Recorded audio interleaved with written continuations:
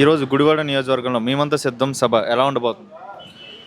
ఈరోజు గుడివాడలో జరగబోతున్న సిద్ధం సభకి మేమంతా సిద్ధం అని చెప్పి ప్రతి ఒక్క గుడివాడ ప్రజలందరూ సిద్ధమయ్యారు. అది మీరు ఒక మధ్యాహ్నం 3 గంటల నుంచి మీరు చూడబోతున్నారు. అసలు ఇంకా మధ్యాహ్నం 3 గంటలు కూడా కాలేదు, 1 గంటకి రోడ్లన్నీ జనసంద్రమై మన జగన్మోహన్ రెడ్డి గారికి నీరాజనాలు పలకడానికి మేమందరం సిద్ధంగా ఉన్నాము. ప్రతి ఒక్కరు ఎవరైతే ఈ గుడివాడ నియోజకవర్గంలో ప్రతి ఒక్కరికి ఎవరికైతే ఈ పథకాలు అందనియో అందడంలో కూడా అతను చేసిన వాళ్ళ తండ్రి గారు చేసిన సేవల వల్ల అతనికి నీరాజనాలు పలకడానికి గుడివాడ ప్రజలు సిద్ధంగా ఉన్నారు. మరో 4 గంటలకల్లా మన గుడివాడ జనసంద్రం అయ్యే మన నాగర్పడుగు సిద్ధం సభకి అందరూ సిద్ధంగా ఉన్నారు. మీరందరూ గుడివాడలో జరగబోయే ఈ సభని ఎలా జరుగుతుందని ఆయనకి నిన్న జరిగిన ఆ సంఘటన తర్వాత ప్రజలందరూ మన జగన్మోహన్ రెడ్డి గారికి నీరాజనాలు పలకడానికి మేమంతా సిద్ధంగా ఉన్నాం. ఇప్పుడు చూస్తున్నట్లయితే రాష్ట్ర వ్యాప్తంగా అంటే చంద్రబాబు నాయుడు, పవన్ కళ్యాణ్, బీజేపీలు అందరూ పొత్తు వల్ల జగన్ వెనకడుగా వస్తున్నాడు, భయపడుతున్నాడు అనే మాటలు వస్తున్నాయి. దీని మీద మీ అభిప్రాయం? ఇది భయపడతామో భయపడట్లేదు అనేది ఏంటంటే, నిన్న మీరు జరిగిన 13వ తారీఖున ఏదైతే ఆయన మీద దెబ్బ పడిందో రాయి పెట్టి కొట్టడం కానీ ఎలా జరిగిందనేది ఎంక్వైరీ జరుగుతుంది. ఆయన భయపడుతున్నారనేది భయపడట్లేదు అనేది మళ్ళీ నెక్స్ట్ మంత్ 13వ తారీఖుకి మీకు మీరు ఎలాగైతే ఆయన దెబ్బ కొట్టారో ఆ దెబ్బకి తిరిగి మేము రేపు 13వ తారీఖున మళ్ళీ కొడటానికి సిద్ధంగా ఉన్నాం. మీరందరూ అది తీసుకోవడానికి కూడా సిద్ధంగా ఉండాలి. ఆ తర్వాత జరిగిపోయి ఎవరికైతే ఆయన మీద మీ టీడీపీ వాళ్ళు కనుక ఇలాంటి జరిగిందని బయటకు తెలిస్తే మాత్రం ఈ మొత్తం రాష్ట్రం అంతా అట్టుడిగిపోద్ది. ఆ అట్టుడిగిపోవటానికి ప్రతి ఒక్కరు సిద్ధంగా ఉన్నాం. మీరు జాగ్రత్తగా ఉండాలి. ఎందుకైనా మంచిది ప్రతి ఒక్కరితో చాలా జాగ్రత్తగా ఉండాలి. ఎందుకంటే ఆయన మీద మీరు దెబ్బ వేశారంటే కనుక అది చాలా తీవ్ర పరిమాణానికి దారి తీస్తుంది. ఇది మీరు ఏదో అనుకుంటున్నారు భయపడ్డారని, మీరు చూస్తారు.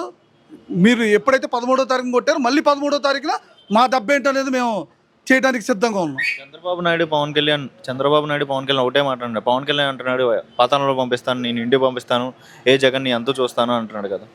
అసలు పవన్ కళ్యాణ్ గారి గురించి మాట్లాడకుండా ఉంటే చాలా మంచిది. అది తీసేయండి, ఇంకా అసలు దాని గురించి వద్దు. అసలు అతని గురించి మాట్లాడుకున్నాం అనుకో, నాకు గుడివాడలో మా ఖాళీ గారు ఉన్నారు, ఆయన దగ్గర మేము ఉంటాం. ఆ ఖాళీ గారి దగ్గర మేము ఉంటే ఆయన పరువు కూడా పోద్ది. తీసేయండి పవన్ కళ్యాణ్ గురించి. సరే, ఇప్పుడు చూస్తున్నట్లయితే మరి సొంత చెల్లె షర్మిల వ్యతిరేకిస్తుంది కదా, మరి ఎలా ఉంటుందంటే రాష్ట్రాన్ని చూడగలరా జగన్మోహన్ రెడ్డి అని కొంతమంది ప్రజలు అంటున్నారు. ఆవిడ కూడా మన పార్టీలో వచ్చేయడానికి సిద్ధంగా ఉంది. నేను స్టేట్మెంట్ కూడా చూశారు. ఆవిడ షర్మిల గారు ఎలాంటి స్టేట్మెంట్ ఇచ్చారు, ఇలాంటి ఘటనలో తప్పు మా అన్నగారికి జరగకూడదనే వేలో చెప్పారు. ఆవిడేమి ఆయనకి ఇలా జరిగింది అని ఆమెమి సపోర్ట్ చేసింది లేదు కదా. ఆవిడ కూడా రావడానికి సిద్ధంగా ఉన్నది. వచ్చేస్తుంది త్వరలోనే, అది కూడా మీరు చూడబోతారు. వీళ్ళిద్దరిని ఒకే వేదిక మీద మీరు అందరూ చూడబోతున్నారు. గుడివాడ నియోజకవర్గంలో ప్రస్తుతం ఎంతమంది జనాభా వచ్చే అవకాశం ఉంది ఇప్పుడు మేమంతా సిద్ధం సభకి? యాక్చువల్గా సిద్ధం సభ అనేది వీళ్ళందరూ ఏదో ఏం రావట్లేదు, గ్రీన్ మ్యాచ్ చేస్తున్నారు, అది ఇది ఏదో చెప్తున్నారు కదా. ఇప్పుడు ఎవరైతే చెప్పారో వాళ్ళందరూ ఇక్కడికి వచ్చి చూస్తే దగ్గరగా 1,00,000 మంది పైగా, ఇది గ్రౌండే మాకు పట్టేది చిన్నది, మీరు చూస్తారు.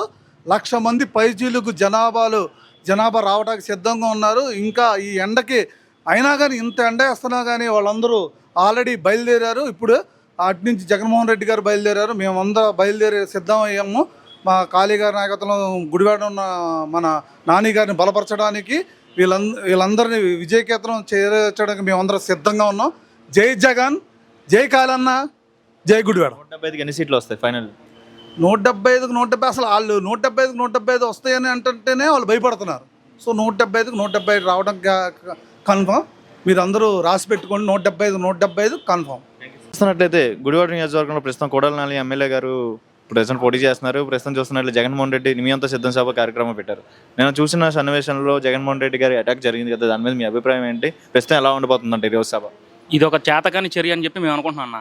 మా కార్యకర్తలు కానీ మేమంతా ఏమనుకుంటున్నాం అంటే ఒక చేతకాని చర్య. ఎందుకంటే ఆయన ఎదురుగా ఢీకొనలేక ఇటువంటి వాళ్ళ చిల్లరగాళ్ళ చేత రాళ్ళు విసిరించడం అట్లాంటి పనులన్నీ చేస్తున్నారు. ఏది చేసినా 175 స్థానాల్లో ఈసారి ఎట్టి పరిస్థితుల్లో జగన్మోహన్ రెడ్డి గారు సీఎం అవుతాం పక్కా. ఇది మాత్రం ఎవరు కాదనలేని విషయం.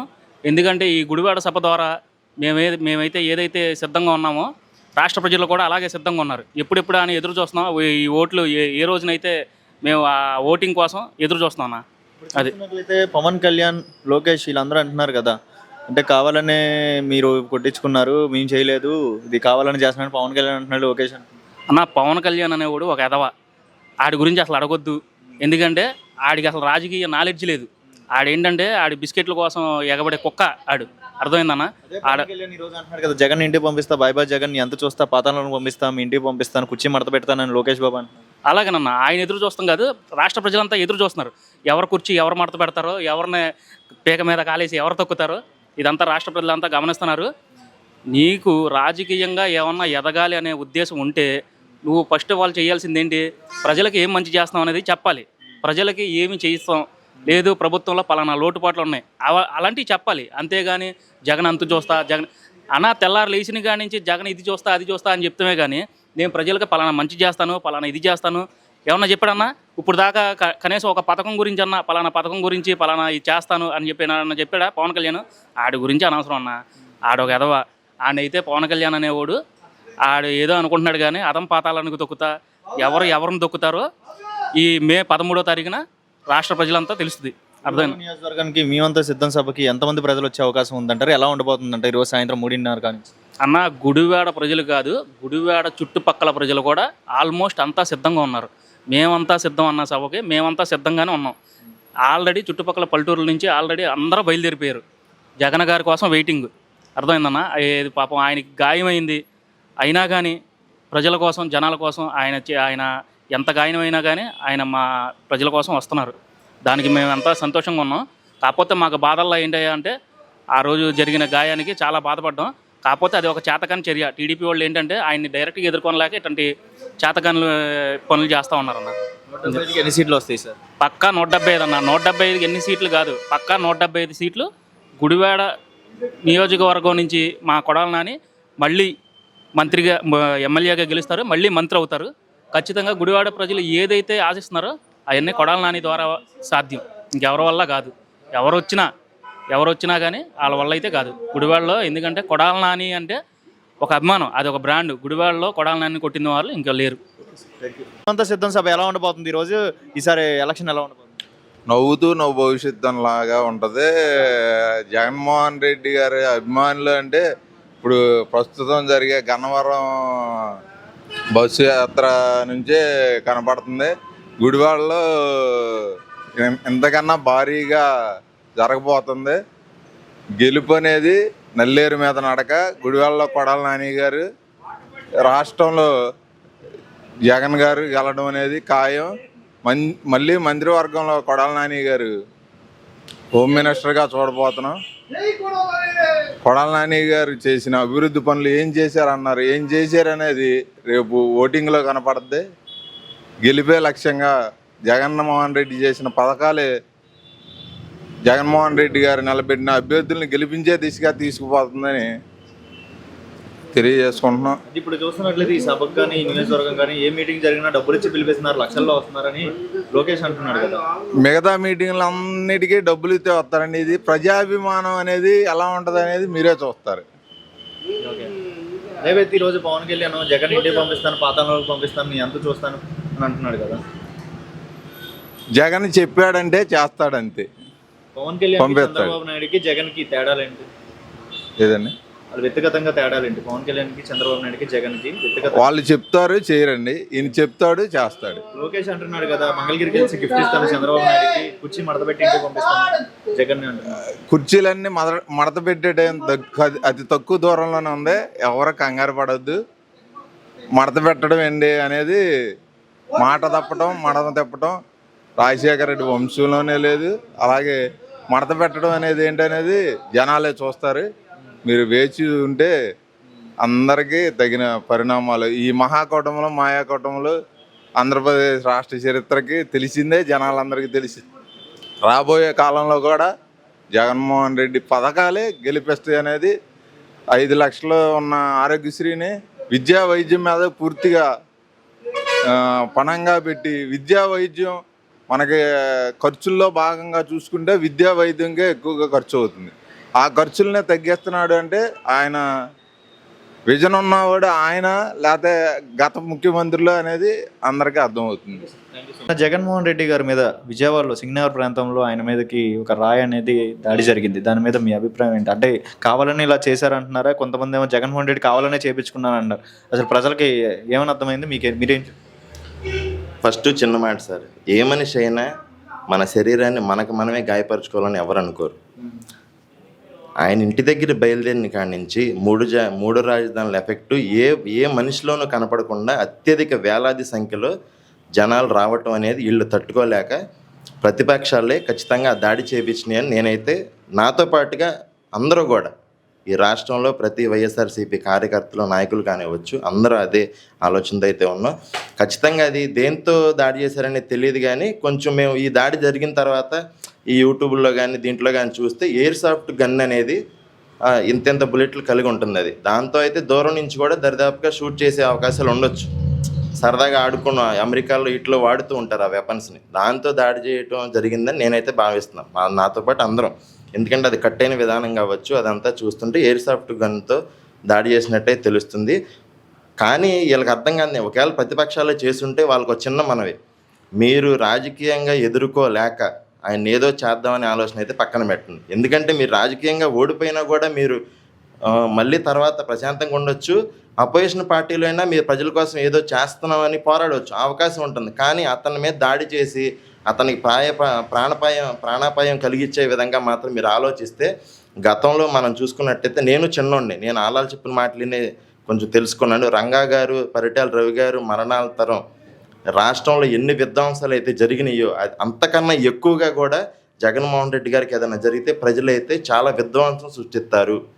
ఇది మాత్రం ప్రతిపక్ష నాయకులు ఖచ్చితంగా తెలుసుకోండి, గమనించుకోండి, రాజకీయంగానే ఎదుర్కోండి. అతనితో పాటుగా ఆ పథకాలన్నీ మీరేమైనా చేయగలిగితే ఇంకా మంచి ఆలోచన చేసి మాకు ఏదైనా చేయాలంటే ఆ పథకాలతోనో రాజకీయంగానే ఎదుర్కోండి. అతని మీద దాడి చేసే పని అయితే పక్కన పెట్టదు. మీరు కనుక ఒకవేళ చేసి ఉన్నట్లయితే, ఎందుకంటే విజయవాడ లోకల్లో ఉన్నటువంటి బుద్ధ వెంకన్న కానివ్వచ్చు, బోండవమ్మ కానివ్వచ్చు, వీళ్ళందరూ కూడా ఎప్పుడూ కూడా ఆయన్ని ప్రాణాపాయం కలిగించే మాటలు మాట్లాడుతుంటారు. రాళ్లతో కొట్టమని, చంద్రబాబు గారితో సహా రాళ్లతో కొట్టండి, చెప్పులతో కొట్టండి, అది ఇదని. అందుకనే మేము ఈ ఆలోచనతో మాట్లాడుతున్నాం. కాబట్టి అతన్ని దాడి చేసే విధానం పక్కన వద్దు, రాజకీయంగానే ఎదుర్కోండి. మాకు ఏదైనా సేవ చేయాలంటే అతనికన్నా ఎక్కువ సేవ చేసే విధానం మీకు తెలిసి ఉంటే రాజకీయంగానే ఎదుర్కొని ఎలక్షన్లో పోటీ చేసి గెలిచి మాకు చేయండి. అంతేగాని ప్రస్తుతానికి మాకు నచ్చిన నాయకుడు, మా కుటుంబానికి మెచ్చిన నాయకుడు ఆయన్నైతే ఎవరేం చేయొద్దు. గతంలో విధ్వంసాల కన్నా ఎక్కువ జరుగుతాయి. ఎందుకంటే రాజశేఖర రెడ్డి గారు చచ్చిపోయినా కూడా ప్రతి గుండెలో ప్రతి ఇంట్లో గుడి కట్టుకున్నటువంటి వ్యక్తి. ఆయన చనిపోయిన రోజు ఎంతోమంది స్వతహాగా స్వల్పంగా ఆత్మహత్యలు చేసుకొని చచ్చిపోయారు ఎంతోమంది, కొన్ని వందల మంది. ఆంధ్ర రాష్ట్రంలో కానివచ్చు, పక్క రాష్ట్రంలో తెలంగాణలో కానివచ్చు. కానీ జగన్మోహన్ రెడ్డి గారికి గీత పడితేనే, అతనికి ఇక్కడ బ్లడ్ ఇలా అతని షర్టు మీద పడితేనే తట్టుకోలేనంత ప్రేమతో ఉన్నారు ఈరోజు ప్రజలు. అది మీరు అర్థం చేసుకోండి. ఎందుకంటే ఇంకా విధ్వంసాలు కూడా జరుగుతాయి ఆయన ప్రాణాపాయం జరిగితే మాత్రం. కాబట్టి ఇదంతా దృష్టిలో పెట్టుకొని రాజకీయంగానే ఎదుర్కోండి, మాకు మంచి చేయండి. అంతేగాని అతన్నైతే ఏం చేయొద్దు దయచేసి. ఇదైతే మొహంగా చెప్పగలుగుతాం. ఏమైనా ఆయన మీద ఏమైనా అటాక్ జరిగితే ప్రజలు చాలా సీరియస్గా రియాక్ట్ అవుతారని మీరు అంటున్నారు. ప్రజలైతే ఖచ్చితంగా అండి, మీ మీడియా ప్రతి వాళ్ళు ప్రతిపక్షాలు అనుకున్నంతకన్నా ఎక్కువగా విధ్వంసాలు అయితే జరుగుతాయి ఈ రాష్ట్రంలో. ఎందుకంటే రాజశేఖర రెడ్డి గారు మరణించినప్పుడు బాధతో చచ్చిపోయారు ఆత్మహత్య చేసుకొని. ఇప్పుడు ఆయనకన్నా ఎక్కువగా ప్రేమించే వ్యక్తి ప్రస్తుతానికి జగన్మోహన్ రెడ్డి గారు, ఆయన కొడుకు. ఆయన కొడుకులో చూసుకుంటున్నారు ఇప్పుడు, అంతకన్నా ఎక్కువగా ప్రేమిస్తున్నారు. ఆయన్ని ఇప్పుడు దాడి జరిగితే మాత్రం ఇంకా ఎక్కువగా విధ్వంసాలు జరుగుతాయి. ఖచ్చితంగా ప్రాణాలు తీసుకోవటం కానివచ్చు, ప్రాణాలు తీయటం కానివచ్చు. ప్రతిపక్షాలకు సంబంధించిన ఏ ఒక్క ఇన్ఫర్మేషన్ అయినా మాకు దొరికితే మాత్రం ఆయన దాడి చేయబోతున్నారని మేమైతే చాలా సీరియస్గా ఎదుర్కొంటాం, ప్రాణాలకు కూడా తెగిస్తాం.